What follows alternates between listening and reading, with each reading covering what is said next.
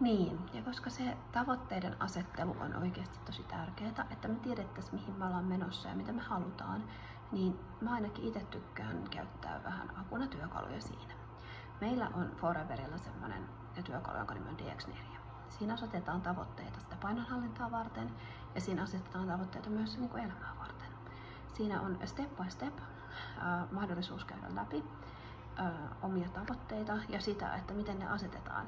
Sä voit laittaa pidempiaikaisia tai lyhyempiaikaisia tavoitteita ja sä voit palata niihin tavoitteisiin vaikka vuoden aikana useamman kerran tai kuukauden aikana tai miten itse asetat ne tavoitteet.